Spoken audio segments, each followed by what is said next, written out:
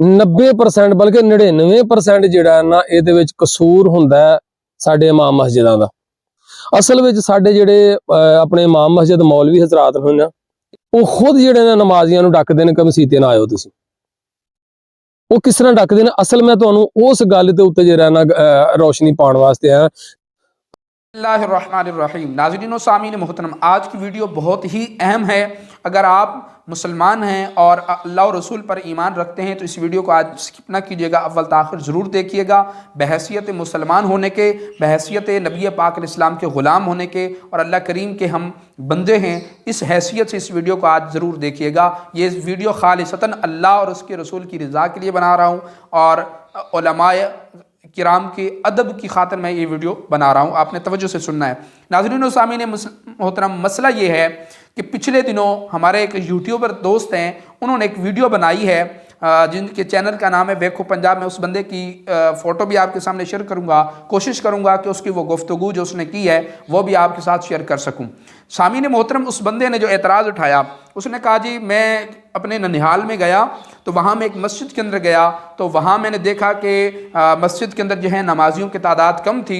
तो वहाँ हालांकि वो कह रहा है कि इबादी काफ़ी थी, लेकिन आबादी के एतबार से नमाजी बहुत कम थे। जो मैंने पूछा लोगों से कि आप लोग मस्जिद में क्यों नहीं आते, तो उन्होंने जो एतराज़ किया कि वो जी इमाम मस्जिद जो हैं वो नमाज फ़जर के बाद जो है कुछ देर दर्स देते हैं, तो ज़ाहिर हर बंदे ने अपने काम काज के लिए जाना होता है, तो इसलिए हम जो है मस्जिद में नहीं जाते। तो सामीन मोहतरम, और उस बंदे ने जो गुफ्तगू की कि इमाम साहिबान जो है ख़ुद मस्जिद में नमाजियों को आने के लिए रोकते हैं, ला हौल वला कुव्वत इल्ला बिल्लाह। हालांकि देखा जाए सामीन मोहतरम, इमाम साहिबान मस्जिद की रौनक हैं, मस्जिद की जीनत है, मस्जिद को आबाद करने वाले हैं, मस्जिद का ख्याल रखने वाले हैं, मस्जिद की तमाम ज़रूरियात को ये लोग पूरा करने वाले हैं। जबकि हालांकि इनको देखा जाए, इनके जो हालात होते हैं, इनकी जो तनख्वाहें हैं, उसके मुकाबले में हम देखें तो एक आम सा मजदूर भी उनसे कई दर्जे अच्छी ज़िंदगी गुजार रहा होता है, लेकिन ये उसके बावजूद भी मस्जिद का तमाम सफाई सुथराई और दीगर तमाम मामलात का ये ख्याल भी करते हैं।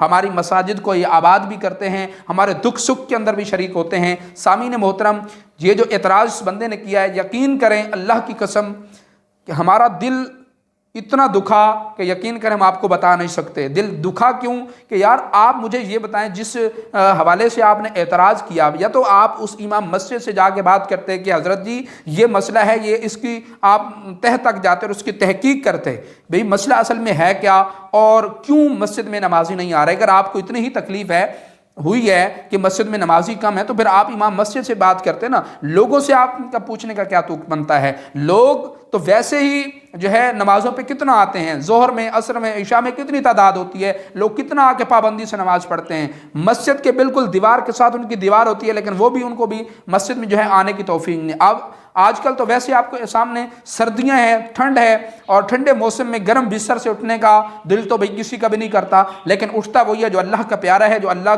से मोहब्बत करता है और उसके रसूल की इत्तिबा करने वाला है, जिसके दिल के अंदर अल्लाह की मोहब्बत मौजूद है। वरना तो कोई भी उठने को तैयार नाजरीन नहीं होता। सामीन मोहतरम, इस बंदे इसको मैं काफ़ी अरसे से देख रहा हूँ कि ये बंदा जो है दीन पर तनकीद करता है और दीनदार तबके पर तनकीद करता है, जबकि दूध का दूल्हा हुआ तो भाई कोई भी नहीं है। ठीक है, जो सामीन मोहतरम, इसने सिर्फ दीन इस्लाम को टारगेट किया हुआ है, उलमा को टारगेट किया हुआ है। ठीक है, तो सामीन मोहतरम, इसमें पहली चीज़ तो मैं आपसे ये गुजारिश करूँगा कि अगर इमाम साहब चलें दर्स देते भी हैं तो वो कितनी देर देते होंगे? 10 मिनट, 5 मिनट, 15 मिनट, 20 मिनट, हद 25 मिनट होगा। ठीक है, इससे तो ऊपर कोई दर्स नहीं देता और ना ही किसी मस्जिद में दिया जाता है। ठीक है, और अच्छा, फिर उसमें देखें अगर वो दर्स देते हैं तो उसमें वो क्या सिखाते हैं कि वो आपको कोई गलत चीज़ सिखा रहे हैं क्या? वो आपको आपकी जो फ़र्ज़ उलूम है, जो अल्लाह और उसके रसूल के अहकामात हैं, जो आप पर फ़र्ज़ किए गए हैं, जो ख़ुद पर सीखना लाजिम था, जो आपके लिए ज़रूरी था कि आप सीखें, आप पर फ़र्ज़ ऐन थी, लेकिन एक तो आपकी ख़ुद की गलती कि आपने सारा बचपन अपने जो है ज़ाया किया, उसको आपने दीन उसमें नहीं सीखा, जो चीज़ें फ़र्ज़ थी वो आपने नहीं सीखी। अच्छा, फिर आपको दीन की बात सिखाई जा रही है, लेकिन आप बजाय सीखने के, बजाय उसको समझने के, हम एहसानमंद होते इमाम साहब के कि वो हमें सिखा रहे हैं, उल्टा हम उन पर तनकीद कर रहे हैं। ठीक है, अच्छा, फिर देखें हम दीन को अहमियत कितनी देते हैं, दीन को अपना वक्त कितना देते हैं, दीन के पर हम कितना अमल कर रहे हैं। ٹھیک ہے. اچھا اب دیکھیں دین سیکھنے کے کوئی مواقع اب ہمارے پاس ہیں. اچھا جمعہ کا دن ہوتا ہے, ٹھیک ہے. اس کے علاوہ جو ہمارے ہاں اسلامی محافل ہوتی ہیں جیسے قلخانی ہے, میلاد کی محفل ہے, ٹھیک ہے. اسی طرح دیگر اسلامی جو محافل وغیرہ ہوتی ہیں تو اس کے اندر ہمارا پاس ٹائم ہوتا ہے کہ ہم سیکھ لیں, یا پھر یہ نماز فجر کے بعد چند منٹ ہوتے ہیں جس میں امام صاحب جو ہے سکھانے کی کوشش کرتے ہیں. ادروائز پورا دن ہم اپنے مصروفیت میں گزارتے ہیں, ساری زندگی میں اپنی مصروفیت میں گزار دیتے ہیں, ہمارے پاس دین کے لیے کوئی وقت نہیں ہے. اور پھر جب جنازے کا وقت ہوتا ہے یا میت کو غسل دینے کا وقت ہوتا ہے, جب جو ہے کفن بنانے کا وقت ہوتا ہے, دیگر جو ہے گھریلو مسائل ہوتے ہیں, مثال کے طور پہ جب بندہ فوت ہو گیا تو اس کے بعد ہم نے کیا کرنا کوئی پتہ نہیں ہے, ٹھیک ہے. اسی طرح کفن کس طرح کاٹنا ہے, کفن کو بنانا کس طرح ہے, کفن پہنانا کس طرح ہے, قبر کس طرح بنائی جاتی ہے, قبر کی اندر تدفین کیسے کرنی ہے, یہ تو ہر بندے کو یہ پیش آنے والے مسائل ہیں. اسی طرح روزے کے متعلقہ مسائل, نماز کے متعلقہ مسائل ہیں, ٹھیک ہے.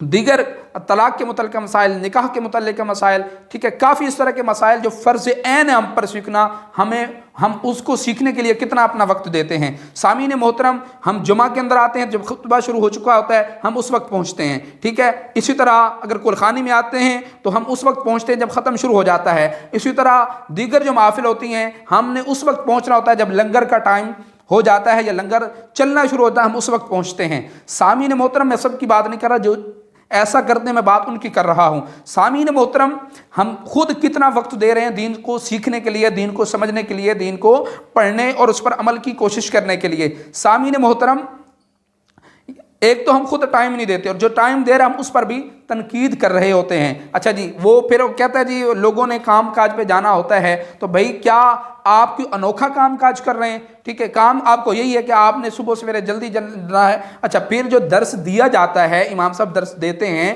تو اس میں جو افراد جن کو کوئی شرعی مجبوری ہوتی ہے, شرعن کوئی عذر ہوتا ہے, تو اٹھ کے چلے جاتے ہیں, تو کوئی بھی امام صاحب کسی پہ تنقید نہیں کرتا جی آپ کیوں جا رہے ہیں, ٹھیک ہے. اچھا, پھر وہ الٹا اس نے اعتراض کیا کہ جی وہ کوئی ایسی حدیث سنا دیتے ہیں جی بندہ اٹھ کے نہیں جا سکتا. بھائی اگر آپ کو شرعن کوئی عذر ہے تو بالکل آپ جائیں, کون منع کرتا ہے آپ کو, کوئی ہاتھ پکڑ کے آپ کو روک رہا ہوتا ہے کہ نہیں جی آپ بیٹھ جائیں, ٹھیک ہے. تو ایک تو ہم دین کو اہمیت نہیں دیتے, دین کو اپنا وقت نہیں دیتے, جو دے رہا ہے اس پر بھی ہم تنقید کرتے ہیں. سامعین محترم, اللہ کریم ہمیں ایسے لوگوں کو اللہ کریم ہدایت عطا فرمائے. اب دیکھیں فجر کے اندر لوگ کتنا آتے ہیں, ٹھیک ہے. عشاء میں لوگ کتنے پہنچتے ہیں, اچھا مغرب کے میں کتنا آتے ہیں, عصر میں کتنا آتے ہیں, ظہر میں کتنا آتے ہیں, ٹھیک ہے. سامعین محترم, ہم ایک تو خود دین سیکھتے نہیں ہیں, ٹھیک ہے. اچھا, پھر کئی چکوک ہم نے دیکھے ہیں جن میں آبادی ماشاءاللہ کافی ہے, اور کئی ایسی مساجد بھی ہم نے دیکھی الحمدللہ. میں ایک آپ کو بتاؤں, یہ ہمارا سہیوال کے قریب بالکل چک ہے 34 پٹھانوں والا.